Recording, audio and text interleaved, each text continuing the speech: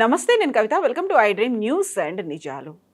యుద్ధ విరమణ కోసం ఇరాన్ ప్రతిపాదించినటువంటి శాంతి ప్రతిపాదనల్ని అమెరికా నిర్ద్వంద్వంగా తోసిపుచ్చింది. డొనాల్డ్ ట్రంప్ వాటిని యాక్సెప్ట్ చేసే ప్రసక్తే లేదు అంటున్నారు. ఈ నేపథ్యంలోనే యుద్ధం ఇంకా కొనసాగుతుందా, ఆపరేషన్ ఎపిక్ ఫ్యూరీ ముగిసింది అని అమెరికా అనౌన్స్ చేసిన తర్వాత ఇప్పుడు శాంతి ప్రతిపాదనకు యాక్సెప్ట్ చేయకపోవడం అంటే యుద్ధం కంటిన్యూ అవుతుంది అనేటువంటి సంకేతాలు ఇవ్వడమేనా? దీన్ని దృష్టిలో పెట్టుకునే హైదరాబాద్లో ప్రధానమంత్రి నరేంద్ర మోదీ మన దగ్గర ఇంధనానికి సంబంధించి ఎంత పొదుపుగా వాడుకోవాల్సినటువంటి అవసరం ఉంది అనే మాట చెప్పారా?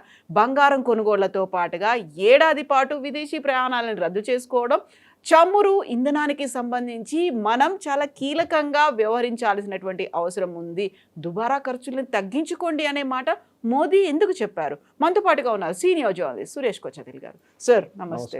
సో 2 నెలలు అయిపోయింది, 2.5 నెలలు అవుతోంది, 3వ నెలకు ఎంటర్ అయిపోతున్నాం. బట్ ఇప్పటికి కూడా still it is going on. అంటే లేదు, ఆపరేషన్ ఎపిక్ ఫ్యూరీ అనేది అయిపోయింది అనేది అమెరికా డొనాల్డ్ ట్రంప్ అనౌన్స్ చేశారు. బట్ శాంతి ప్రతిపాదన మాత్రం ఒప్పుకోవట్లేదు. ఎవరు యుద్ధం కావాలనుకుంటున్నారు, ఎవరు వద్దంటున్నారు? అసలు మనం యుద్ధం గురించి మర్చిపోయాం. 4వ తారీఖు ముందు నుంచి 3వ తారీఖు నుంచి మన ఎలక్షన్లో పడున్నాం. బహుశా వారం పాటు మనం యుద్ధం గురించి అసలు మాట్లాడలేదు. ఇది మళ్ళీ తిరిగి వచ్చింది. వాళ్ళు కూడా బ్రేక్ తీసుకున్నారు, మనం కూడా బ్రేక్ తీసుకున్నాం. ఇప్పుడు నిన్న రాత్రి ఇరాన్ వాళ్ళ రెస్పాన్స్ పంపించారు 14 పాయింట్లలో. మన అందరికి తెలిసిందే, వాళ్ళు అంగీకరించారు. ఇంత పెద్ద గ్యాప్ ఉంది వాళ్ళ నడిమిట్లో. యురేనియం అంటారు, వీళ్ళు నో అంటారు. మిసైల్స్ అంటారు, వీళ్ళు నో అంటారు. మీరు రెజ్యూమ్ చేంజ్ అంటారు, నో అంటారు. హమాస్, హుతీలు, హెజ్బుల్లా సపోర్ట్ చేయరు, వీళ్ళు నో అంటారు. మళ్ళీ మీరు ఎట్లా కాంప్రమైజ్ అవుతారు? ఒక నెగోసియేషన్లో ఇద్దరు నడిమిట్ కొంచెం నడుచుకుంటూ ముందుకు రావాలి. వీళ్ళిద్దరు రెడీ లేరు. అమెరికా అంటారు యురేనియం గురించి మాట్లాడకపోతే అయిపోయింది, we will not speak to you after this. మాకు కావాల్సింది మీ యురేనియం కావాలి మాకంట. వాళ్ళు ఏమంటారు, మేము అసలు ఇవ్వం, మా మెయిన్ పాయింట్ అది. ఇంకోటి 4వది హోర్ముస్, అది కొత్తగా న్యూక్లియర్ వెపన్ వాళ్ళది. హార్ముస్ ఓపెన్ చేయండి, అది మేము ఇవ్వం, అది మాది అంటున్నారు. యుద్ధం ముందు వాది కాకపోతుండే అది. It was an open international. So ఇప్పుడు ప్రెసిడెంట్ ట్రంప్కి ఒక మిడ్ పాయింట్లో వచ్చి ఆగిపోయారు ఆయన. ఒక నెల ముందు మీరు చెప్పొచ్చు, నెల కాకుండా నేను 5 వారాల ముందు it would have been a finish, fight to finish. America అప్పుడే ఫినిష్ చేసి అయిపోతుంది. ఈ పాకిస్తాన్ నడ్మిట్లో వచ్చి కాంప్లికేట్ చేశారు అన్ని.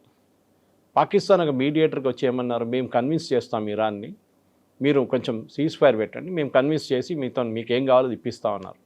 కాదు, పాకిస్తాన్ ఒక డబుల్ గేమ్ ఆడింది. బేసిక్లీ డబుల్ గేమ్ ఎట్లా అయిందంటే, వాళ్ళు సౌదీ అరేబియాకి వెళ్ళి అక్కడ 4,000 మంది వాళ్ళ సైనికులను అక్కడ పెట్టి ఒక 10 ఎయిర్క్రాఫ్ట్ అక్కడ పెట్టారు సౌదీ అరేబియా కోసం. సౌదీ అరేబియాని ఇరాక్ నుంచి వచ్చే మిసైల్స్ని అడ్డుకోవడానికి. ద సేమ్ టైం ఇరాన్ని ఎంకరేజ్ చేశారు యూఏఈ మీద దాడి చేయమని చెప్పేసి. ఎందుకంటే యూఏఈకి సౌదీకి పడదు. ఇప్పుడు మన ప్రధానమంత్రి యూఏఈకి వెళ్ళి మీకు సహాయం ఏం కావాలి చెప్పండి, మేము మీకు ఇస్తూ ఉంటున్నాం.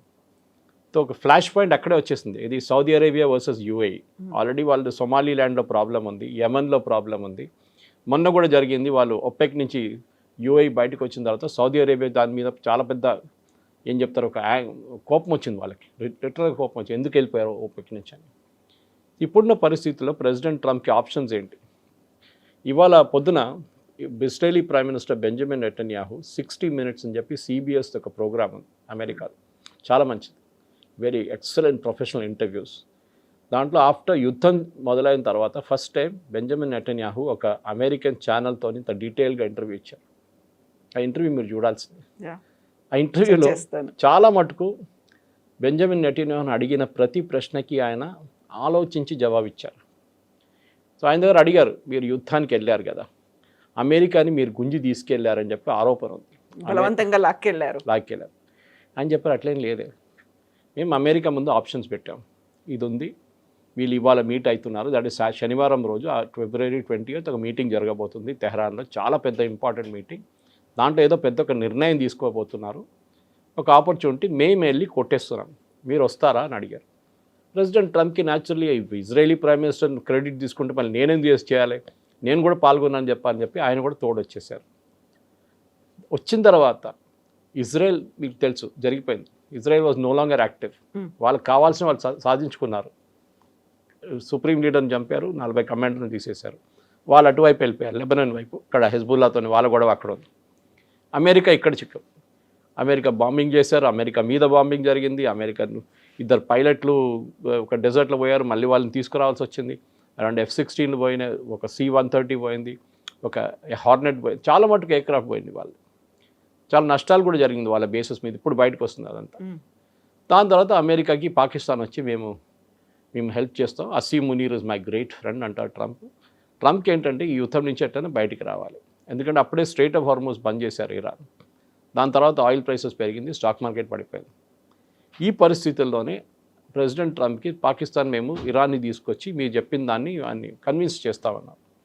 Iran convince car. ఒక 7th క్లాస్ అబ్బాయి దగ్గర చెప్తే కూడా చెప్తాడు, ఈ థియరీ చెప్తే no it will not happen అంటారు. ప్రెసిడెంట్ ట్రంప్కి ఇది అర్థం కాదా?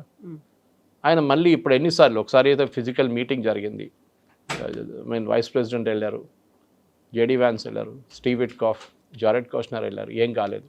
రెండోసారి మళ్ళీ 2 వారాల తర్వాత మనం వెళ్తామని చెప్పారు, లాస్ట్ మినిట్ ఎయిర్క్రాఫ్ట్లో వెళ్ళే ముందు దిగేశారు ఎయిర్క్రాఫ్ట్ నుంచి, ఎందుకంటే ఏం జరగదని వాళ్ళకి తెలుసు. Iran is playing a game, waiting game అంటాం ఇంగ్లీష్లో. అది మీరు ఎన్ని రోజులు మీరు స్ట్రెచ్ చేయొచ్చు, వాళ్ళు చూస్తూనే ఉన్నారు. అమెరికాకి ఇప్పుడు ఏ ఆప్షన్ లేదు. నిన్న కూడా ఇరాన్ యుఏఈ మీద దాడి చేశారు, బహ్రెయిన్ మీద దాడి చేశారు, ఖత్తర్ మీద దాడి చేశారు నిన్న. నౌ ఇట్స్ ఏమంటారు, మేము చేయలేదు అంటున్నారు ఇప్పుడు. Now they are denying it. వాళ్ళు ఎక్కడి నుంచి, ఆకాశం నుంచి వచ్చి పడ్డది ఆ మిసైల్స్ అన్నీ. ఎందుకు వాళ్ళ మీద ఎవరు పడేస్తారు మిసైల్స్? మాకు తెలియదు ఎవరు ఇస్తున్నారు, ఇజ్రాయెల్ వాళ్ళు ఇస్తున్నామో అంటున్నారు వీళ్ళు. So this is the logic. ఇప్పుడు అమెరికా ఇప్పుడు ఆపరేషన్ ఎపిక్ ఫ్యూరీ అనేది వాళ్ళు మీకు తెలిసిందే, they have close that war. American Congress approval రాలేదు 60 రోజుల్లో. సో వార్ పవర్స్ యాక్ట్ కింద వాళ్ళు ఇంకా యుద్ధం ముందుకు తీసుకెళ్ళలేరు. సో మార్కో రూబియో కూడా అనౌన్స్ చేశారు, సెక్రటరీ ఆఫ్ స్టేట్, దట్ యుద్ధం అయిపోయింది. Now we are doing freedom, operation freedom, ఆ షిప్స్ని బయటికి తీసుకెళ్ళడం చేస్తున్నాం మేము. ఓకే, అది కూడా ఆగిపోయింది. 2 రోజుల తర్వాత మళ్ళీ దాన్ని కూడా ఆపేస్తున్నాం అని చెప్పి ప్రెసిడెంట్ ట్రంప్ మళ్ళీ పాకిస్తాన్ చెప్పారు మేము ఆపేస్తున్నాం. అది they was no reason to stop it. ఎందుకు ఆపారో ఎవరికి అర్థం కావట్లేదు. సో సౌదీ అరేబియా వాళ్ళ బేస్ మాకు ఇవ్వలేదని కొంచెం రూమర్స్ వచ్చింది. ప్రెసిడెంట్ ట్రంప్ నిరాకరించారు. తర్వాత సౌదీ అరేబియా అన్నారు, no we're allowing our base to be used, వాళ్ళ ఎయిర్క్రాఫ్ట్ ఏదైనా యూజ్ చేసుకోవచ్చు. ఇప్పుడు ఒక స్టేటస్ కోకి వచ్చేసారు. సో బెంజమిన్ నెటన్యాహు దగ్గర ఇది అడిగారు, మీ ఎండ్ ఆబ్జెక్టివ్ ఏంటి యుద్ధం నుంచి అంటే, ఒకటి ఆ రెజ్యూమ్ అక్కడ ఉండకూడదు, రెండోది వాళ్ళ చేతిలో ఉన్న యురేనియం మేము తీసుకుపోతాం. ఒకసారి రెజ్యూమ్ అక్కడ లేకపోతే హెజ్బుల్లా, హమాస్, హూతీలు మేము చూసుకుంటాం. ఓకే, వాళ్ళకి వచ్చిన సాయుధాలు, వాళ్ళకి వచ్చిన డబ్బులన్నీ ఆగిపోతుంది. రెండోది యురేనియం తీసుకెళ్ళిపోతే మాకు న్యూక్లియర్ థ్రెట్ ఉండదు, వీఆర్ హ్యాపీ. దీని తర్వాత మేము we can leave for hour cells అని చెప్పి. ఇది ప్రెసిడెంట్ ట్రంప్కి అర్థం కావట్లేదు. ఎందుకంటే ఆయన ఇప్పుడు ప్రాబ్లం ఏంటి, ఆయన ఇప్పుడు బాంబ్ చేయాలంటే బాంబ్ చేయలేరు, he cannot do the bombing. అందుకే ఎపిక్ ఫ్యూరీ ఆగిపోయింది. సో ఇవాళ పొద్దున కూడా అడిగారు, మీరు ఏం చేయబోతున్నారంటే, you watch, I let you know అన్నారు. సో బహుశా ఏం జరగబోతుందంటే, ఇజ్రాయెల్ బాంబ్ వేస్తారు ఇరాన్ మీద, స్పెసిఫిక్ టార్గెట్స్. వాళ్ళ దాంట్లో 11 ఐడెంటిఫైడ్ టార్గెట్స్ లాస్ట్ టైం కొట్టలేదు. దాంట్లో this foreign minister, president and speaker of parliament ఉన్నారు. ఎందుకంటే నెగోషియేట్ చేయడానికి ఎవరైనా ఉండాలి కదా అని చెప్పి ఆపేశారు అమెరికా. బహుశా ఈ టార్గెట్ ఇప్పుడు ఈసారి కొడతారు వాళ్ళు. కొట్టిన తర్వాత they will only go for extended టార్గెట్స్కి వెళ్తారు. ఇంకా వాళ్ళ మళ్ళీ పవర్ ప్లాంట్స్ కానివ్వండి, మిగతా దాన్ని కొట్టేస్తారు.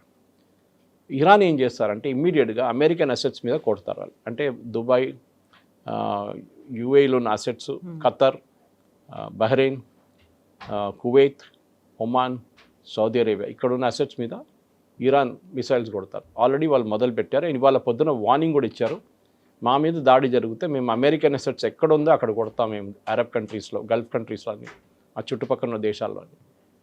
మూమెంట్ దాట్ హ్యాపెన్స్, అమెరికాకు ఒక ఎక్స్క్యూజ్ వచ్చేస్తుంది. వాళ్ళ చట్ట ప్రకారం వాళ్ళ అసెట్స్ మీద, అంటే వాళ్ళ ఎయిర్క్రాఫ్ట్ ఉండొచ్చు, వాళ్ళ ల్యాండ్ బేస్ ఫోర్సెస్ ఉండొచ్చు, వాళ్ళ బేస్లు ఉండొచ్చు, దేని మీదైనా ఎవరైనా దాడి చేస్తే అమెరికా కెన్ హిట్ బ్యాక్. అప్పుడు యుద్ధం కాదు, అది సెల్ఫ్ ప్రొటెక్షన్ కోసం చేస్తున్నాం. అమెరికా ఒక ఎక్స్క్యూజ్గా వాడుకుంటారు. ఫస్ట్ ఇజ్రాయెల్ని పంపిస్తారు, వాళ్ళు బాంబ్ చేసిన తర్వాత వీళ్ళు రిటర్న్ బాంబ్ చేసిన అమెరికా చేస్తారు మళ్ళీ. దాంతో బహుశా it will be the end of the war. యుద్ధం చాలా మందికి ప్రాబ్లం క్రియేట్ చేస్తుంది, ఈవెన్ మన దేశానికి కూడా ప్రాబ్లం క్రియేట్ చేస్తుంది. ఇప్పుడు ఫస్ట్ కొన్ని వారాలు మనం అడుగున్నాం బాగానే, కానీ now it's stretching on us also. ప్రతి దేశం, మీరు మిడిల్ ఈస్ట్ నుంచి మీరు సౌత్ ఈస్ట్ ఏషియాకి వెళ్ళండి, జర్మనీ చూసుకోండి, ఫ్రాన్స్ చూడండి, ఆస్ట్రేలియా, న్యూజిలాండ్, అన్ని దేశాల్లో it is reached a point, వాళ్ళకి ఫ్యూయల్ లేదు, వాళ్ళ ఇన్ఫ్లేషన్ పెరిగింది, అట్ ద బంక్లో వాళ్ళ ఆయిల్ ప్రైసెస్ డబుల్ అయిపోయింది. మన దగ్గర ఒక పైసా కూడా పెంచలేదు ఇక్కడ ఎన్ని రోజులు. ఎల్పిజి కమర్షియల్ పెంచారు కానీ డొమెస్టిక్ ఇప్పుడు కూడా సబ్సిడైజ్ ఎలిమెంట్లో ఉంది. అది 23 రూపాయలు పెట్రోల్ లాస్ట్లో అమ్ముతున్నారు, 32 రూపాయల డీజిల్ లాస్ట్లో అమ్ముతున్నారు. ఎన్ని రోజులు? పెట్రోలియం కంపెనీ కూడా వాళ్ళు తట్టుకోలేరు. వాళ్ళు పబ్లిక్ లిమిటెడ్ కంపెనీ, వాళ్ళు షేర్ హోల్డర్స్ ఉన్నారు. స్టాక్ ఎక్స్చేంజ్కి వెళ్ళి రిపోర్ట్ చేయాలి వాళ్ళు మన నష్టాలు ఎంత వస్తుంది అనేది. సరే గవర్నమెంట్ కొంచెం మటుకు అడుగున్నారు, వాళ్ళ కస్టమ్స్ డ్యూటీ తగ్గించాలంటే చేశారు బాగానే. కానీ ఎన్ని రోజులు ఈ యుద్ధం ఎప్పుడు ఆగుతుంది మనకి ఎవరికి తెలియట్లేదు. అండ్ ప్రెసిడెంట్ ట్రంప్ కింద మిడ్ టర్మ్ పోల్స్ వస్తుంది, ఆయనకి అది టెన్షన్ ఉంది. సో నెక్స్ట్ ఆర్ యా పార్ అంటారు హిందీలో, అది బహుశా నెక్స్ట్ ఈ వారంలో నెక్స్ట్ వీక్లో తెలిసిపోతుంది. సో తేల్చుకోవడానికి అయితే సిద్ధపడ్డాయి, బట్ ఆ ఇంపాక్ట్ అనేది ప్రపంచ దేశాల మీద పడింది. మన దాకా రాలేదు, ఇప్పటిదాకా మనం ధరల్ని పెంచలేదు, కాకపోతే మనం కంట్రోల్డ్గా ఉండాల్సినటువంటి అవసరం ఉంది. వర్క్ ఫ్రమ్ హోమ్ని ఆప్షన్ని మీరు ఆప్ట్ చేసుకోండి, ఆర్ఎల్స్ పబ్లిక్ ట్రాన్స్పోర్ట్ని యూజ్ చేసుకోండి, కార్ పూలింగ్ని చేసుకోండి, అనవసరమైనటువంటి ఖర్చులు పెట్టకండి, 1 year పాటు బంగారాన్ని కొనకండి. ఇవన్నీ చెప్పడం అంటే are we going to face అయిన ఒక ఫైనాన్షియల్ క్రైసిస్ ఏమన్నా మన మీద పడబోతోందా? మోదీ ఎందుకని హైదరాబాద్కు వచ్చినప్పుడు ఆ మాట మాట్లాడారు? మోదీ గారు 2 సంవత్సరాల తర్వాత వచ్చారు, 2024 టేక్ ఓవర్ చేసిన తర్వాత వచ్చారు వెళ్ళారు, కానీ ఒఫీషియల్ విజిట్ ఏం చేయలేదు. అందులో కూడా ఆయన ఇక్కడికి వచ్చాడు అంటే పొలిటికల్గా ఏదో ఉండబోతోంది. After Bengal next target is Telangana and Punjab అని చెప్పిన తర్వాత దానికి పొలిటికల్గా ఏదో ఉంటుందేమో, కార్యకర్తల కోసం మాట్లాడతారేమో అనుకుంటే ఇక్కడ నుంచి దేశ ప్రజలకు ఒక సంకేతాన్ని, సందేశాన్ని ఎందుకు ఇచ్చారు అసలు? కోర్స్ ఆయనకు ఒక ఎక్స్క్యూజ్ ఉండాలి దానికోసం. సో హైదరాబాద్కి వచ్చిన తర్వాత ఇప్పుడు ఒక రివ్యూ లాగా ఆయన ఆల్మోస్ట్ ఎంత ఇప్పుడు ఆల్మోస్ట్ 8 to 10 weeks అవుతుంది, 10 to 12 weeks అవుతుంది యుద్ధం. February 28 తారీఖు మొదలైంది. So March, April and we're in May 10th. So technically ఒక 70 రోజులు అని చెప్పొచ్చు. 70 రోజులు ఒక యుద్ధం జరిగిన తర్వాత దాని ఇంపాక్ట్ ఏముంటుంది, ప్రతి దేశం మీద ఇంపాక్ట్ ఉంది. ఆస్ట్రేలియాలో ప్రాబ్లం ఉందని చెప్పాను చూడండి నేను, entire Europe is suffering. Inflation అన్ని ప్లేసెస్లో ఇన్ఫ్లేషన్ పెరిగిపోయింది, జీడిపి పడిపోయింది. మన దగ్గర కూడా ఉంటుంది ఇంపాక్ట్, ఉండదని కాదు. కానీ మోదీ గారు ఏమంటున్నారు, మన దగ్గర కొన్ని ప్రాక్టికల్ సొల్యూషన్స్ ఉంది విచ్ మనం కోవిడ్ టైంలో ఉపయోగించాం. కోవిడ్ టైంలో అఫ్కోర్స్ ఎవరు బయటికి వెళ్ళలేదు, సో ఫ్యూయల్ కన్సంప్షన్ దారుణంగా పడిపోయింది. నాలాంటి వాళ్ళు రోడ్డు మీద తిరిగారు అప్పుడు మీడియా కోసం. ఓకే, ఇంటర్వ్యూలు చేసుకుంటా ఎక్కడెక్కడ పోలీసు వాళ్ళతో వీళ్ళతో మెడికల్ ప్రొఫెషనల్తో ఫుడ్ డిస్ట్రిబ్యూట్ చేసిన వాళ్ళతో. కానీ మిగతా వాళ్ళు అందరూ ఇంట్లో ఉన్నారు. సో వర్క్ ఫ్రమ్ హోమ్ మొదలు పెడదాం వేర్ ఎవర్ పాసిబుల్. స్కూల్ అయితే ఎట్లయినా క్లోజ్ ఉంది, అట్లీస్ట్ June 1st week దాకా క్లోజ్ ఉంటుంది. కావాలంటే ఒక 2 వారాలు ఎక్స్టెండ్ చేసుకోవచ్చు, పెద్ద ప్రాబ్లం ఏం లేదు దాంట్లో. కాకుండా మిగతా ఏం చేయాల్సి వస్తుంది, ఒకటి ఈ side use metro, public transport use చేయండి, ఎక్కడైతే మెట్రోలు ఉన్నాయో అక్కడ యూజ్ చేయండి. ఇంకోటి ఆయన అన్నారు cooking oil consumption, which is very interesting. Cooking oil consumption దీనికంటే ముందు కూడా చెప్పారు ఆయన ఈ మాట. ఎందుకంటే మనం కుకింగ్ ఆయిల్ అనుకుంటాం మన దేశంలో తయారవుతుంది అనుకుంటాం, ఐటీసీ కానీ ఫ్రీడమ్ ఆయిల్ కానీ మిగతా కంపెనీలు కానీ వీళ్ళందరూ మన దగ్గర ధారా వాళ్ళ అలాంటిది ఇక్కడ తయారవుతుంది. Correct, they are made here, crushed here, కానీ దాని సీడ్స్ బయట నుంచి వస్తుంది. ఫర్ ఎగ్జాంపుల్ సన్ఫ్లవర్ సీడ్స్ కూడా మన దగ్గర ప్రొడక్షన్ చాలా తక్కువ, మనం యూక్రెయిన్ నుంచి తెచ్చుకుంటాం. మనం దానికోసం యూక్రెయిన్ యుద్ధం మొదలైనప్పుడు సడన్గా సన్ఫ్లవర్ ఆయిల్ రేట్స్ 220 రూపాయలకి వెళ్ళింది. తర్వాత మనం ఇంకా సోర్సెస్ నుంచి తెచ్చుకున్నాం, తగ్గింది అప్పుడు రేటు. ఈ same Malaysian palm oil Malaysia నుంచి తెచ్చుకుంటాం మనం, ఇక్కడ ఫైన్ ప్రోడక్ట్ మనం తయారు చేస్తాం దాన్ని. So we have to cut down అన్న మోదీ గారు చెప్పారు, హెల్త్ కోసం కూడా మంచిదే అది. మీరు ఆయిల్ కొంచెం తక్కువ యూజ్ చేయండి. మన ఆయిల్ చాలా ఎక్కువ యూజ్ చేస్తాం, ఎస్పెషలీ మన తెలుగు కుకింగ్లో అయితే పైన ఒక లేయర్ ఆఫ్ ఆయిలే ఉంటుంది దానికి. దేశం కోసం మాత్రమే కాదు, దేహం కోసం కూడా అనే మాట. సో అదొక మెయిన్ రీజన్ అదొకటి. సో వర్క్ ఫ్రమ్ హోమ్ అనేది ఒక ఐడియల్ సొల్యూషన్. యాక్చువల్లీ కోవిడ్ తర్వాత మీకు తెలిసిందే చాలా మటుకు కంపెనీలో ఒక హైబ్రిడ్ మోడల్కి వచ్చేసారు. వాళ్ళు కూడా తెలిసిపోయింది, అందరూ ప్రతిరోజు రావక్కర్లేదు. 4 రోజులు పని చేస్తే 2 రోజులు రావచ్చు, లేకుంటే 3 days and 2 days 5-day week ఉన్న వాళ్ళకి you can come on hybrid model. బహుశా కొంతమంది దానికి వెళ్ళిపోతారు, మళ్ళీ హైబ్రిడ్ మోడల్కి వెళ్ళి. ఎందుకంటే నేను ఇవాళ పొద్దున కూడా రోడ్ మీద వస్తున్నాం, ఇంటికాడ నుంచి ఇక్కడ స్టూడియోకి వస్తున్నప్పుడు మొత్తం ట్రాఫిక్ జామ్, ఎక్కడ చూసినా అక్కడ. అంటే ప్రజలు వినట్లేదు అసలు. మేబీ దాని ఇంపాక్ట్ కొన్ని రోజుల తర్వాత వస్తుంది. నేనైతే I'm all for cutting down అని ఒక చిన్న రేషనింగ్ చేయాల్సిందే, ఎందుకంటే అంతమంది రోడ్డు మీద తిరగక్కర్లేదు, కానీ తిరుగుతున్నారు. ఎందుకంటే పెట్రోల్ ఉంది కదా, డీజిల్ ఉంది కదా, నింపేసి ఫుల్ ట్యాంక్ కొట్టేసుకుంటూ తిరుగుతున్నారు వాళ్ళందరూ. కానీ తగ్గించాల్సింది, మొదటిగా ఇదే చెప్పారు. ఇంకోటి ఆయన చాలా మటుకు చెప్పారంటే ఒక సెల్ఫ్ డిసిప్లిన్ ఉండాలి ఈ టైంలో అని చెప్పారు. అది ఫస్ట్ టైం చెప్పినప్పుడు చెప్పారు కూడా, డిసిప్లిన్ కోవిడ్ టైంలో ఎట్లా డిసిప్లిన్ మెయింటైన్ చేయాలి, డిసిప్లిన్ ఉండాలని చెప్పారు. ఇక్కడ ఉన్న ప్రజలకి మన దగ్గర అది పెద్ద ఒక ప్రాబ్లం, సెల్ఫ్ డిసిప్లిన్ అనేది మన దగ్గర లేదు. కానీ యుద్ధంలో ఉన్న ఇంపాక్ట్ గురించి మాట్లాడుతున్నారు, ఫారిన్ ఎక్స్చేంజ్ గురించి, బంగారం గురించి చెప్పారు. బంగారం కొనక్కర్లేదు, 1 సంవత్సరం పాటు బంగారం కొనకండి అని చెప్పారు. పొద్దున్న నుంచి దాని మీద రియాక్షన్లు వస్తున్నాయి, బంగారం షాప్ వాళ్ళు ఏడుస్తున్నారు, స్టాక్ మార్కెట్ బహుశా నేను చూడలేదు పడిపోయింది. That is impact immediate, that reaction is there anyway. So బంగారం ఎందుకు కొనొద్దు అంటున్నారు, దానికి కారణాలు ఉన్నాయి. ఒకటి, జస్ట్ లైక్ ఆయిల్, ఇది కూడా మనం బయట నుంచి తెప్పించుకోవాల్సింది 100%. మన దగ్గర చాలా తక్కువ ఉంది ప్రొడక్షన్ బంగారంది. సో బయట నుంచి తెప్పించుకుంటున్నప్పుడు న్యాచురలీ ఫారిన్ ఎక్స్చేంజ్ యూజ్ అవుతుంది. మన దగ్గర 700 బిలియన్ ఉందని చెప్తున్నారు. చెప్పాను చూడండి, అది మనం ఒక సంవత్సరం పాటు 2 సంవత్సరాలు కూడా నడిపించుకోవచ్చు. ఫ్రెష్ ఫ్లోస్ వస్తూనే ఉంటుంది మనకి. కానీ ఎన్ని రోజులు? సో కొంచెం తగ్గించుకోండి. ఆఫ్కోర్స్ ఎవరికైనా ఇంట్లో పెళ్లి ఉన్నప్పుడు లేకుండా దాన్ని కొంటారు ఎట్లయినా. కానీ యాజ్ అన్ ఇన్వెస్ట్మెంట్ ఆప్షన్ ఇప్పుడు కొనకండి. యాక్సిడెంట్స్ కొనట్లేదు ఎవరు, ఎందుకంటే రేట్ అంత పెరిగింది ఇప్పుడు. Everybody is waiting for the rate to come down. So అంత కొనట్లేదు. సో బంగారం కొనకండి ఇప్పుడు. నెక్స్ట్ ఒక పాయింట్ ఏం చెప్పారంటే ఇంటర్నేషనల్ హాలిడేస్ కొంచెం తగ్గించండి. డెస్టినేషన్ వెడ్డింగ్స్ పెట్టుకోకండి. ఇక్కడ ముందు కూడా చెప్పారు, కానీ ఈసారి చాలా క్లియర్గా చెప్పారు. ఈవెన్ ఇంటర్నేషనల్ హాలిడేస్ తగ్గించండి. ఫారిన్ ఎక్స్చేంజ్ మన దగ్గర చాలా మటుకు ఖర్చు అవుతుంది దానికి. ఈవెన్ డెస్టినేషన్ వెడ్డింగ్ కూడా మీరు లక్షల ఖర్చు పెడతారు బయట. You use dollars like crazy. మీరు ఇక్కడ పెళ్లి పెట్టుకోండి ఇండియాలో వెకేషన్ చేసుకోండి, మీకు ప్రాబ్లం ఉండదు. ఐ థింక్ ఇది హోలిస్టిక్గా చూస్తే ఒక సెన్సిబుల్ సజెషన్. దాంట్లో అన్ని 100% ఇంప్లిమెంటేషన్ అవుతుందంటే కాదు. గవర్నమెంట్ ఎవరిని ఆపలేరు. మీరు బంగారం షాప్కి వెళ్ళకూడదు, బంగారం షాప్ బంద్ చేద్దామంటే అది కూడా కాదు. That economy has to run also. అది కూడా నడవాలి కదా. ఎంతోమంది దాని మీద బతుకుతున్నారు. జ్యువెలరీ అమ్మడం ఒకటే కాదు, జ్యువెలరీ డిజైన్ చేసేటోళ్ళు చాలామంది ఉన్నారు. ఓకే, దాంతో ఒక వర్క్ స్కిల్ ఉన్న వాళ్ళు చాలా తక్కువ. ఇప్పుడు తగ్గు వస్తున్నారు. ఇప్పుడు వాళ్ళకు ఉద్యోగం ఉండాలి. Yes, short term pain, long term gain అంటమ్మా. ఇది షార్ట్ టర్మ్ పెయిన్ ఇది.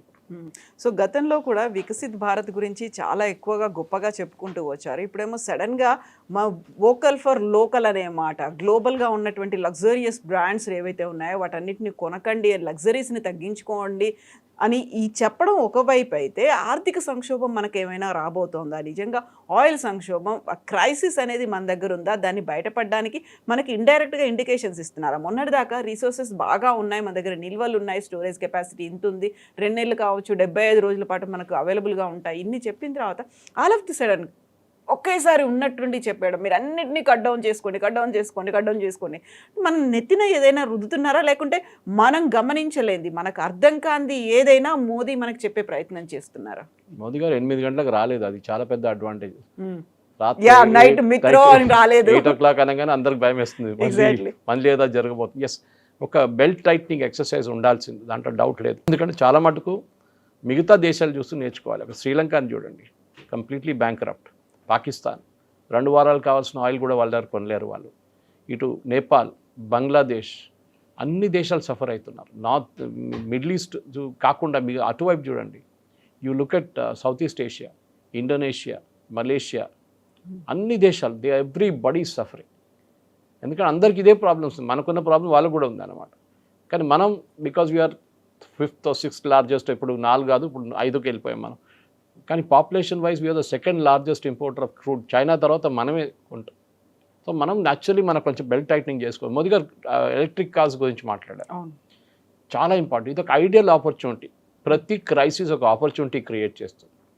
డిమానిటైజేషన్ రాగానే డిజిటల్ పేమెంట్స్ వచ్చింది, అందరు నవ్వారు ఆ టైంలో. ఏంటి డిజిటల్ పేమెంట్స్? చిదంబరం గారు చెప్పారా, కూరగాయలు అమ్ముతున్న ఆమెకి ఏం తెలుసు డిజిటల్ పేమెంట్, ఆమెకి ఏముంటుంది బ్యాంక్ అకౌంట్, ఎక్కడ ఇంటర్నెట్ అన్నారు. ఇప్పుడు ఏం జరుగుతుంది? ఎవరు కూడా పర్సనల్ డబ్బులు పెట్టుకుంటూ తిరగట్లేదు, చాలా తక్కువ. Everybody's on digital mode. అది ఒక క్రైసిస్ క్రియేట్ చేసింది ఆ టైంలో. నోట్లు లేవు మార్కెట్లో, నోట్లు తగ్గిపోయింది, ఏటీఎంలో నోట్స్ లేవు. అప్పుడు డిజిటల్ పేమెంట్స్ ఇంట్రడ్యూస్ చేస్తారు. దానికన్నా ముందు కూడా ఉండే అనుకోండి, కానీ దాన్ని ఒక ప్రెస్సింగ్ నీడ్ వచ్చింది అప్పుడు. ఇప్పుడు ఎథనాల్ గురించి మాట్లాడతామా? గడ్కరీ గారు ఫస్ట్ టైం ఎథనాల్ 10% ఇంక్రీజ్ చేసినప్పుడు పెద్ద గొడవ జరిగింది. కొన్ని కార్ కంపెనీలు అన్నారు ఎఫిషియన్సీ తగ్గిపోయింది, కొంతమంది రివ్యూవర్స్ అన్నారు చాలా మటుకు ఇంజిన్ డ్యామేజ్ జరుగుతుంది. అసలు ఏం జరగలేదు. ఛాలెంజ్ చేశారు గవర్నమెంట్, తీసుకురండి మనం ప్రూఫ్ చూపించండి అని చెప్పి. బేసిక్లీ ఏం జరిగిందంటే గల్ఫ్లో ఉన్న ఆయిల్ కంపెనీస్ ఒక క్యాంపెయిన్ నడిపించారు. మనకు తెలిసింది OPEC అని చెప్పి మనం చూసాము. ఇప్పుడు OPEC దగ్గర PR ఆర్మ్ ఉంది, వాళ్ళు చాలా డబ్బులు ఖర్చు పెడతారు. Just like world gold council అని ఒకటి ఉంది. ఈ బంగారం అమ్మే దేశాలు అంటే సౌత్ ఆఫ్రికా లాంటి దేశాలు, దాని దుబాయ్ లాంటి ట్రేడింగ్ ఉన్న దేశాల్లో ఒక పెద్ద లాబీ ఇది వరల్డ్ గోల్డ్ కౌన్సిల్. వాళ్ళే మన దంతేరాస్ తయారు చేశారు. దంతేరాస్లో బంగారం కొనడం కాన్సెప్ట్ వాళ్ళ దగ్గర నుంచి మొదలైంది. సెంటిమెంట్ లాగా చూపించిందాన్ని. World gold council president, India ప్రెసిడెంట్ని నేను కలిసాను ఒకసారి, ఇప్పుడు కాదు, నేను టైమ్స్ ఆఫ్ ఇండియాలో పనిచేస్తున్న టైంలో. ఆయన ఓపెన్గా చెప్పారు నాకు ఆఫ్ ద రికార్డ్, సురేష్ గారు ఇది ఒక marketing strategy Dhanteras. I'm just taking it off ఇది మెయిన్ డిస్కషన్ కాదు, కానీ బంగారం గురించి మాట్లాడడం ఇది రావాలి. ఇది మా స్ట్రాటజీ. మా స్టేల్ ఫ్లాట్ అయిపోతుంది మా సేల్స్ అంతా, పెంచుకోవడానికి మేము ఒక దంతేరాస్లో బంగారం కొనాలని చెప్పి ఒక కాన్సెప్ట్ తీసుకొచ్చి అది క్లిక్ అయింది. క్యాంపెయిన్ నడిపించాం, కోట్లు ఖర్చు పెట్టాం మేమని. ఎనీవే నేను ఓపెక్ గురించి ఇక్కడికి వస్తున్నాను, ఎందుకంటే ఓపెక్ వాళ్ళు క్యాంపెయిన్ నడిపించారు. దాని తర్వాత గడ్కరీ గారు దాన్ని 20% చేశారు ఎథనాల్ని, ఎస్పెషల్లీ న్యూ కార్స్లో అది యూజ్ చేసుకోవచ్చండి. పెద్ద గొడవ దాన్ని కూడా. మళ్ళీ ఇప్పుడు ఆయన 100% అంటున్నారు. అప్పుడు ఆలోచించండి, ఇండియన్ రైల్వేస్ వాళ్ళ కంప్లీట్ డీజిల్ లోకోమోటివ్స్ని ఎలక్ట్రిక్ చేసినప్పుడు ఎంత పెద్ద గొడవ జరిగింది ఆ టైంలో. ఇండియాలో అది లేదు, ఇండియాలో ఎలక్ట్రిసిటీ లేదు, ట్రైన్ నడిమిట్లు ఆగిపోతుంది, అది ఇదని చెప్పి పెద్ద ఏమైనా జరిగిందంటే ఏం జరగలేదు. Everything got converted to electric. మీరు బిలీవ్ చేయరు, ఇక్కడ కొంత యూనివర్సిటీస్ ఉన్నారు మన హైదరాబాద్లోనే, వాళ్ళు వాళ్ళ మెయిన్ కిచెన్స్, హాస్టల్ కానీ మిగతా దానికి మొత్తం ఎలక్ట్రిక్ చేసుకున్నారు లాస్ట్ 1 monthలో. ఎట్లా చేశారు? ఇంగ్లీష్లో అంటారు necessity the mother of invention అని. ఓకే, మీకు క్రైసిస్ వచ్చినప్పుడు అప్పుడు మీరు ఆలోచిస్తారు ఇది ముందెందుకు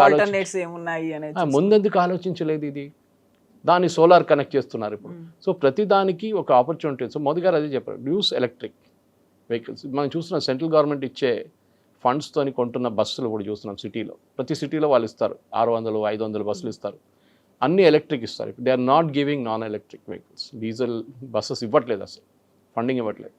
ఇది కూడా ఒక ideal opportunity. Let us use it. No there ఏం ప్రాబ్లం లేదు. కానీ మన దగ్గర ఒక రిలక్టెన్స్ ఉంటుంది. మన దేశం ఎందుకు ప్రాబ్లం ఏముంది, పెట్రోల్ ఫుల్ ట్యాంక్ కొట్టించుకుంటే ఏమవుతుంది. మన ఒక బెల్ట్ టైట్నింగ్ ఇట్లాంటి క్రైసిస్ వచ్చినప్పుడే మన దేశంలో ఒక డిసిప్లిన్ మెయింటైన్ చేసుకున్నాను. కోవిడ్ టైంలో యాక్చువల్లీ చాలా టఫ్గా గవర్నమెంట్ చేయాల్సి వచ్చింది. నాకు గుర్తుంది, నేను బయట తిరుగుతున్నప్పుడు చాలామందిని పోలీసు వాళ్ళు డిటైన్ చేశారు. ఒకరిని అక్కడ మిలిటరీ డైరీ ఫామ్ రోడ్ దగ్గర చూశాను, వాడిని పట్టుకున్నారు పోలీసు వాడు. సో మేము కూడా ఇంటర్వ్యూ చేస్తున్నాం అక్కడ. ఆ టైంలో మా కెమెరామెన్ మైక్ తీసుకెళ్ళి ఇచ్చాడు ఆయనకి పట్టుకోని చెప్పి. వాడు దగ్గర అడిగాం, నువ్వు ఎందుకు రోడ్డు మీదకి వచ్చానంటే ఎంతమంది తిరుగుతున్నారు రోడ్డు మీద చూడడానికి నేను వచ్చానంట. ఆలోచించండి, అట్లాంటి ఒక యాటిట్యూడ్ మన దగ్గర ఉంది. మెట్రోలో వెళ్ళమంటే అంటాడు, నా ఇంటి పక్కన నుంచి వెళ్ళాలి మెట్రో, నా ఇంటి ముందు నుంచి వెళ్ళాలి, నేను ఎక్కడ దిగాలి అక్కడ మా కంపెనీ ముందు మెట్రో స్టేషన్ ఉండాలంట. అది కాదు. You learn from people of Mumbai. వాళ్ళు ఎంత కష్టపడి ఆ ట్రైన్లో వెళ్తారు. ఫస్ట్ వాళ్ళ 1 కిలోమీటర్ నడుచుకుంటూ వెళ్తారు, బస్సు తీసుకుంటారు, మళ్ళీ స్టేషన్ దిగుతారు, మళ్ళీ ఆ ట్రైన్ తీసుకుంటారు, మళ్ళీ వాళ్ళ ఆఫీస్కి బస్సు తీసుకుంటారు. They are like that. ఇప్పుడు ఆఫ్ కోర్స్ ఊబర్ వచ్చింది అనుకోండి, కానీ ఆ టైంలో బస్సులే ఉండే, BEST బస్సెస్. ఆ డిస్ట్రిక్ట్ మనకు ఆ ప్రాబ్లం ఇది లేదు. MMTS యూసేజ్ చూడండి చాలా తక్కువ, 40,000 మంది యూజ్ చేస్తున్నారు. అది మినిమం 1 లక్ష 2 లక్షలకు తీసుకురావాల్సి వస్తుంది. ఈ మెట్రో 4 లక్షలు నడుస్తుంది, it can easily go to 6 lakhs. కానీ మన వాళ్ళు కొంచెం రిలక్టెన్స్. హైదరాబాద్కి నడవడం అనేది ఒక మన కల్చర్లో లేదు. అది we want everything in front of us అనమాట. సో ఒక మోదీ గారు చెప్పిన దానికి డిసిప్లిన్ అంటున్నారు. ఆ కోవిడ్ని ఎగ్జాంపుల్గా కోట్ చేశారు. So definitely foreign exchange save చేయాల్సిందే. మన dependence on petrol and diesel తగ్గించాలి. పైప్ న్యాచురల్ గ్యాస్ చూడండి, ఇది ఇప్పుడు రాబోయే అన్నిటికంటే పెద్ద రెవల్యూషన్. ఇది మనం ఊహించలేము, అంత పెద్ద రెవల్యూషన్ రాబోతుంది. All kitchens of commercial kitchens, ఇప్పుడు నేను ఎలక్ట్రిక్ చెప్పాను చూడండి, అట్లానే ప్రతి కమర్షియల్ కిచెన్కి రెస్టారెంట్ కానివ్వండి, ఇండస్ట్రియల్ క్యాంటీన్స్ కానివ్వండి, కాలేజ్ స్కూల్ క్యాంటీన్స్ కానివ్వండి, ఏదైనా రోడ్ సైడ్ డాబాలు కానివ్వండి, అందరు PNGకి రావాల్సిందే. ఒక్కోది రోడ్ సైడ్ డాబాలు కొన్ని ప్రాబ్లం ఉంటుంది డిస్టెన్స్ వైజ్, కానీ సిటీ లోపల you can easily do PNG. అది నెక్స్ట్ బిగ్ రెవల్యూషన్. అది వచ్చేస్తే మనకు సేవింగ్ చాలా మటుకు వస్తుంది. బట్ ఇక్కడ సప్లై చైన్ డిస్రప్ట్ అయింది కరోనా టైం నుంచి అని చెప్పిన తర్వాత ఇప్పుడు హర్ముజ్ క్లోజ్ చేస్తే అన్ని దేశాల మీద ఇంపాక్ట్ పడింది అనే దాంతో పాటుగా అక్కడ నుంచి ఆయిల్ అండ్ న్యాచురల్ గ్యాసెస్ రావట్లేదు, అక్కడ నుంచి ఫర్టిలైజర్స్ కూడా రావట్లేదు. బట్ మన రైతులకు ఆయన ఒక సందేశాన్ని ఇచ్చాడు, ఫర్టిలైజర్స్ని తగ్గించుకోండి, ఆర్గానిక్ వైపు వెళ్ళండి. అంటే ఫర్టిలైజర్ క్రైసిస్ కూడా ఉందనా, లేకుంటే ఉన్నటువంటి న్యాచురల్గా ఉన్నదాన్ని యూస్ చేసుకోమనా? 2 క్రైసిస్ ఉన్నాయి ఫెర్టిలైజర్లో. ఒకటి nitrogen. Nitrogen is a by product of crude oil. ఈ క్రూడ్ ఆయిల్ అంటే మనం ఫస్ట్ డీజిల్, పెట్రోల్ అనుకుంటాం, దాని తర్వాత LPG అని. క్రూడ్ ఆయిల్లో చాలా మటుకు బై ప్రోడక్ట్స్ ఉన్నాయి. ఒక్కొక్క ప్రాసెస్లో డిస్టిల్ చేస్తూ వస్తున్నప్పుడు ఒక్కొక్క ప్రోడక్ట్ వస్తుంది. ఒక డిస్టిలింగ్ ప్రాసెస్లో పెట్రోల్ వస్తుంది, దాని తర్వాత డీజిల్ వస్తుంది, కెరసిన్ వస్తుంది, ఎయిర్ టర్బైన్ ఫ్యూయల్ వస్తుంది. చాలా మటుకు డిఫరెంట్ ఫ్యూయల్స్ ఉన్నాయి, compress natural gas and LPG. దాని తర్వాత మీథేన్, నైట్రోజన్, ప్రొపేన్, ఇట్లాంటి గ్యాసెస్ వస్తుంది. సో మనం అదని మర్చిపోతాం. We're only looking at the top bracket. మీకు MRI మిషన్స్ నడిపించాలంటే చాలా మటుకు మనతో ఆగిపోయి ఉండే MRI మిషన్, ఎందుకంటే దాని మ్యాగ్నెట్స్ ఉంటుంది చూడండి చుట్టూ, ఇట్ గెట్స్ హీటెడ్ అప్, చాలా హీట్ అయిపోతుంది అది యూజ్ చేసేటప్పుడు. దాన్ని కూల్ చేయడానికి మీథేన్ యూజ్ చేస్తారు. అది లేకుండే చాలా ఆగిపోయింది సప్లై, ఖతార్ వైపు నుంచి వస్తుండే అది, ఇట్ స్టాప్ టోటలీ. ఇప్పుడు మళ్ళీ రిటర్న్ ఇంకొక సోర్స్ నుంచి తెప్పించుకుంటున్నాం మనం. కానీ ఆలోచించండి, మనం అనుకుంటాం బాటిల్స్ లేవు. ఇప్పుడు బియర్ కంపెనీ వాళ్ళు అడుగుతున్నాడు, మా దగ్గర బాటిల్ లేవు, ఏం చేయమంటారని. ప్లాస్టిక్లో అమ్మొచ్చా అని అడుగుతున్నారు. ప్లాస్టిక్ బాటిల్ కూడా మెటీరియల్ లేదు. Every part is associated with petroleum. దాని బై ప్రొడక్ట్స్ చాలా ఉంటుంది. సో ప్రతిదానికి ఇప్పుడు చూడండి రేట్లు పెరుగుతుంది. దాన్ని మళ్ళీ ఎవరు బ్లేమ్ చేస్తారు? మీరు మోదీ గారిని బ్లేమ్ చేస్తారు, ఎవరిని బ్లేమ్ చేస్తారు? Because middle east war is impacting everybody. ఈ యుద్ధం అనేది మన ప్రెసిడెంట్ ట్రంప్కి ప్రాబ్లం లేదు, అమెరికా వాళ్ళ ఫ్యూయల్ వాళ్ళు ప్రొడ్యూస్ చేసుకుంటాం, మనకి ప్రాబ్లం ఉంది. కానీ అక్కడ కూడా రేట్ పెరిగింది. అట్ ద బంక్ వాళ్ళకి $2 నుంచి $4కి వెళ్ళిపోయింది పర్ గ్యాలన్. ఇప్పుడు వాళ్ళు కూడా కోపం ఉంది అక్కడ అమెరికాలో కూడా చాలా మటుకు ప్రజలకి. మన దగ్గర గవర్నమెంట్ మనకి కుషన్ చేసుకున్నారు ఇప్పుడు దాకా, ఎక్సెప్ట్ ఫర్ కమర్షియల్ ఎల్పిజి. కానీ ఏదో ఒక రోజు ఇది కూడా పెరుగుతుంది. కానీ మనం కన్జంప్షన్ తగ్గించుకుంటే we can cut down our cost and then look for alternatives. PNG వస్తే మనం ఎల్పిజి కట్ చేసుకోవచ్చు కంప్లీట్గా, అది గవర్నమెంట్ ప్రపోజల్ అన్నమాట. చూద్దాం ముందుకు వెళ్తూ ఇంకా బహుశా ఇదొక ప్రెసిడెంట్ ట్రంప్ ఇది ఒక 4 వారాలు ఇది ఫినిష్ చేసేస్తే situation will come back to normal. కానీ కంప్లీట్ రిలీఫ్ రావాలంటే 6 నెలలు పడుతుంది.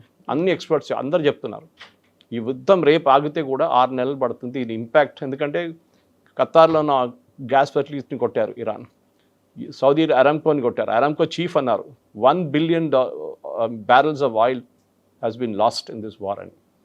ఈ ఏం చెప్తారు 4 + 4 8 + 2 10 వారాల్లో we have lost 1 billion barrels of oil supply. లోకంకి వెళ్ళలేదు ఎక్కడికి. సో అది సముద్రంలో పారబోస్తున్నారు అనేది కూడా ఇప్పుడు వస్తుంది. దిస్ వీ టాక్డ్ అబౌట్, మీకు గుర్తుంటుంది ఎగ్జాక్ట్లీ. కర్గ్ ఐలాండ్ నిండిపోతే ఏం చేస్తారు, మనం ఓవర్ హెడ్ ట్యాంక్ లాగా లీక్ అవుతుందని అడిగాం, అదే జరుగుతుంది. ఇరాన్ అంటున్నారు మీరు ఏం పోతే మాది పోతే పోయింది అంతే కదా. వాళ్ళు సముద్రం ఎన్విరాన్మెంట్ మీద కూడా ఎఫెక్ట్ పడుతుంది. సూసైడ్ మెంటాలిటీ ఉంది వాళ్ళకి. మేము పోతాం మిమ్మల్ని కూడా తీసుకెళ్తాం మీ తోడు ఆ తోడు. సో వాళ్ళ ఫిషెస్ పోతుంది, వాళ్ళ ఫిషర్మెన్కి ప్రాబ్లం ఉంటుంది అక్కడ. కానీ ఖతార్కి ప్రాబ్లం ఉంటుంది, కువైత్కి ప్రాబ్లం ఉంటుంది, బహ్రెయిన్కి ప్రాబ్లం ఉంటుంది. ఇరాన్ పట్టించుకోవట్లేదు, మీరు అనుమతించట్లేదు మా షిప్స్ని, మేము కొట్టేస్తాం మేము. ఇది జరుగుతుంది. ఇప్పుడు ఏమంటున్నారు కొత్తగా, ఏ దేశమైనా మా మీద శాంక్షన్స్ పెట్టారో, not just US, Britain, France వీళ్ళందరూ శాంక్షన్స్ పెట్టారు, ఆ దేశాల మీద కూడా మేము వాళ్ళ షిప్స్ మీద కూడా మేము దాడి చేస్తాం. So it's expanding horizontally. ఇప్పుడు ఆపాలంటే ఇరాన్ని కొట్టాల్సిందే, there is no other option. అక్కడున్న రెజీమ్ని కొట్టిపడేస్తే కొత్త రెజీమ్ రావచ్చు, లేకుంటే at least some kind of regime అక్కడ వస్తుంది. కానీ ఇది ఎక్కువ రోజులు నడవాలి. ఫస్ట్ క్లియరెన్స్ చేయాలంటే స్ట్రైట్ ఆఫ్ హార్మస్. అది చేయాలంటే ఇరానియన్ రెజీమ్ని కొట్టాల్సి వస్తుంది. ఆ ఇరాన్ రెమినెంట్స్ మస్కిటో ఫ్లీట్ అని ఒక ఫ్లీట్ ఉంది అక్కడ, చిన్న బోట్లు, ఆ కర్గ్ ఐలాండ్ వైపు నుంచి ఇక్కడ దాకా కషమ్ ఐలాండ్ దాకా, అది మొత్తం కొట్టాల్సి వస్తుంది వాళ్ళు. సో దానికోసం ఇప్పుడు బ్రిటన్ ఒక వార్షిప్ పంపిస్తున్నారు, ఫ్రాన్స్ పంపిస్తున్నారు. బహుశా వాళ్ళు కూడా they will also get in to action. ఎందుకంటే వాళ్ళు కూడా తెలిసిపోయింది, వాళ్ళ మీద కూడా ఇంపాక్ట్ ఉంది ఇప్పుడు, చాలా వాటికి ఇంపాక్ట్. సో సప్లై చైన్ మీద ఇంపాక్ట్ పడింది, ప్రపంచ దేశాలన్నీ పెంచాయి, మనం పెంచలేదు అని చెప్పినప్పుడు కూడా ఇప్పుడు వినిపిస్తున్నటువంటి వార్తలు ఏంటంటే May 20th తర్వాత పెట్రోల్ అండ్ డీజిల్ రేట్స్ విపరీతంగా పెరగబోతున్నాయి. దానికి సంబంధించే ఇలాంటి ఒక అలర్ట్ మెసేజ్ అనేది. విపరీతంగా పెరగదు. ఇప్పుడు నష్టాలు ₹20 ఉందండి, ₹22, ₹23 ఉంది. మనం అన్ని ఆయిల్ కాంట్రాక్ట్స్ మనది లాంగ్ టర్మ్ కాంట్రాక్ట్స్ ఉంటుంది, మనం రేపటి కోసం ఇవాళ కొనం. మీరు స్ట్రాటజిక్ పెట్రోలియం రిజర్వ్స్ గురించి చెప్పారు కవిత గారు, మనకి 65 రోజుల స్ట్రాటజిక్ పెట్రోలియం రిజర్వ్స్ ఉంది. మనం ఫస్ట్ ఆల్మోస్ట్ 30 రోజుల స్ట్రాటజిక్ రిజర్వ్స్ మనం వాడుకున్నాం, ఇంకా 30 రోజులు అక్కడ ఉంది. చైనా దగ్గర 220 రోజులది ఉంది, వాళ్ళు కూడా హాఫ్ వాడుకున్నారు. ఎందుకంటే ఎస్పెషలీ స్ట్రైట్ ఆఫ్ హార్మోస్ బంద్ చేసిన తర్వాత వాళ్ళ మొత్తం సప్లై ఎక్కడి నుంచి వస్తుండే, రష్యా నుంచి, ఇరాన్ నుంచి మేజర్ సప్లైస్ ఉండే వాళ్ళకి. ఇప్పుడు రష్యా ఒకటే ఉంది వాళ్ళకి, ఇరాన్ ఇవ్వట్లేదు ఆయిల్. ఇరాన్ ఆయిల్ బయటకు రాలేకపోతుంది. బహుశా ఇప్పుడు బీజింగ్లో మీటింగ్ జరగబోతుంది, ప్రెసిడెంట్ సమిట్ ఒకటి ఉంది, Xi Jinping and president Trump, దాంట్లో ఏమైనా నిర్ణయం రావచ్చు. అది ఇంకోటి, ప్రెసిడెంట్ ట్రంప్ అక్కడ ఉన్నప్పుడు బాంబింగ్ జరిగితే దానికన్నా పెద్ద ఎంబారాస్మెంట్ ఇంకేం ఉండదు. సో ఆయన వెళ్ళే ముందో వచ్చిన తర్వాతనే ఇది జరుగుతుంది. ఆయన చైనాలో ఉన్నప్పుడు బహుశా ఈ బాంబింగ్ జరగదు, అదొక డిప్లొమాటిక్ ఇన్సిడెంట్ అయిపోయింది. మీకు గుర్తుండదు, మోదీ గారు ఇజ్రాయెల్లో ఉన్నారు February 26, ఆయన ఇండియాకి వచ్చిన తర్వాత బాంబింగ్ జరిగింది.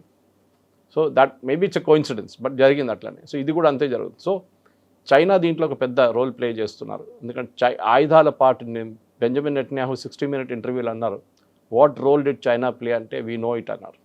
తర్వాత ఆ క్వశ్చనర్ ఆ ఇంటర్వ్యూ కొంచెం కూడా ప్రెస్ చేసి అని అన్నారు, ఎస్ వాళ్ళు మిసైల్స్కి ఉన్న పార్ట్స్ సప్లై చేస్తారు ఇరాన్కి, మాకు తెలుసు, మేము ఎక్కడ కొట్టాలి అక్కడ కొడతాం ఏమని చెప్పారు ఆయన. సో ఈ యుద్ధం ఇప్పుడు ఒక హారిజాంటల్ స్కోప్లో ఎక్స్పాండ్ అయిపోతున్నప్పుడు మనం గుర్తుపెట్టుకోవాల్సింది ఒకటి, ఇజ్రాయెల్ ఒక స్పెసిఫిక్ స్ట్రాటజీతో వెళ్ళారు.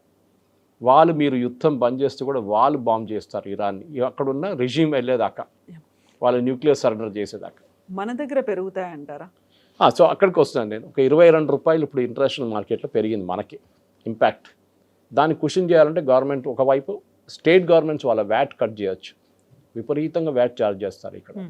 మన దగ్గర possibly Telangana is one of the highest. Karnataka తక్కువ ఉండే, ఇప్పుడు కర్ణాటక కూడా పెంచారు ఒక 3 నెలల ముందు, వాళ్ళు డబ్బులు తక్కువ పడ్డదని చెప్పి వాళ్ళ దగ్గర ఫ్రీవీ స్కీమ్స్ ఇచ్చిన తర్వాత. ఒకటి వ్యాట్ తగ్గించవచ్చు, రెండవది కస్టమ్స్ డ్యూటీ తగ్గించవచ్చు, మూడోది అట్ ద బంక్ 3-5 రూపాయలు పెంచవచ్చు నా అంచనా. ఇది maybe it will be more, maybe it will be less, but as far as possible government దీన్ని కొంచెం ముందుకు తీసుకురావడానికి ట్రై చేస్తారు. ఎందుకంటే లాస్ట్ 3 సంవత్సరాల్లో పెట్రోలియం కంపెనీస్ చాలా ప్రాఫిట్స్ వాళ్ళు వాళ్ళు దే మేడ్ ఇనఫ్ మనీ, వాళ్ళు సంపాదించుకున్నారు. ఆ ప్రాఫిట్స్ వాళ్ళు ఇప్పుడు వాడుకుంటున్నారు. గవర్నమెంట్ ఆయిల్ బాండ్స్, చిదంబరం గారి టైంలో ఆయిల్ బాండ్స్ ఇష్యూ చేశారు, అది కూడా బహుశా చేయవచ్చు. దట్ విల్ అగైన్ ఎకానమీ మళ్ళీ బాగుపడితే ఆ ఆయిల్ బాండ్స్ మనం ఈజీగా మనం ట్రేడ్ చేసుకోవచ్చు అని గవర్నమెంట్ ఒక స్ట్రాటజీ ఉండొచ్చు. కానీ నేను అనుకుంటాను ఒక మైనర్ ఉంటుంది, అంత పెద్ద మార్పు రాదు. అండ్ మోదీ గారు ఇంకో మెయిన్ పాయింట్ చెప్పారు, మీరు ట్రక్స్ వాడడం మానేసేయండి, పార్సెల్స్ ఇది మీరు రైల్వేలో పంపేయండి అన్నారు. That's a major point. Even రైల్వేలో రోల్ ఆఫ్ అని చెప్పే కాన్సెప్ట్ ఉంది. ట్రక్స్ని ఎక్కించుకుంటారు, చాలా డిస్టెన్స్ ఆల్మోస్ట్ 2000 కిలోమీటర్లు తీసుకెళ్ళి అక్కడ ఇంకో పాయింట్లో డ్రాప్ చేస్తారు వాళ్ళు. సో వాళ్ళ ట్రావెల్ టైం రెడ్యూస్ అవుతుంది. ఇంకోటి వాళ్ళ rough and wear and tyres diesel వాడడం తక్కువైపోతుంది. సో ఇది కూడా చేయాల్సి వస్తుంది. సో ఐ థింక్ ఓవరాల్ మీరు ఒక మార్పు చూస్తున్నారు. అదే టైంలో ట్రక్స్ ఆపలేము మనం, అది ఒక పెద్ద బిజినెస్, అది ఫైనాన్సింగ్ ఉంది దాంట్లో, ట్రక్ వాళ్ళ డ్రైవర్ వాళ్ళ ఉద్యోగం ఉంటుంది, క్లీనర్ ఉంటుంది, వాళ్ళది ఉంటుంది. ట్రక్ బిజినెస్లో టోటలీ స్టాప్ చేయలేం. అండ్ చాలా ఇంటీరియర్ ఏరియాస్లో ట్రక్సే వెళ్తుంది. సో కానీ ఎక్కడో ఒక బెల్ట్ టైట్నింగ్ జరగాల్సిందే. మోదీ గారు బేసిక్లీ ఒక డిబేట్ స్టార్ట్ చేశారు. Good thing, let us debate. మనం ఇప్పుడు వాళ్ళు చూసిన టైమ్స్ ఆఫ్ ఇండియాలో రెసిడెంట్స్ అసోసియేషన్ వెల్కమ్ చేశారంట. ఇప్పుడు నేను అది డీటెయిల్గా కార్ పూలింగ్ గురించి అంతా మాట్లాడుతూ ఇట్స్ ఎ గుడ్ మూవ్ అంతే. కానీ ప్రాబ్లం ఎక్కడ వస్తుందంటే, నేను నా కార్లో వెళ్తున్నారు, ఇంకో ఇద్దరు నేను ఎందుకు ఎక్కించుకోవాలని చెప్పి కాన్సెప్ట్. కానీ కోవిడ్ టైంలో తర్వాత చేశారు కదా మీరు, సో ఇప్పుడు కూడా చేయొచ్చు మనం. లెట్ us see ఒక మెచ్యూర్ నేషన్గా మనం బిహేవ్ పాజిటివ్ సైడే చూడాలి. ఎస్ ఉండాలి. దానికి బంగారం కొనకూడదని చెప్తే మోదీ గారు షాప్ బంద్ చేయమని చెప్పలేదు కదా, మీరు వెళ్ళి కొనండి కావాలంటే, కానీ ట్రై అండ్ అవాయిడ్ ఇట్. దేశం కోసం కొంచెం ఆలోచించండి, మీకు కావాల్సిన పెళ్లి ఉంటే కొనండి, వెళ్ళి నోబడీ విల్ స్టాప్ యూ అన్నమాట. Yes sir, thank you so much. Thank you very much.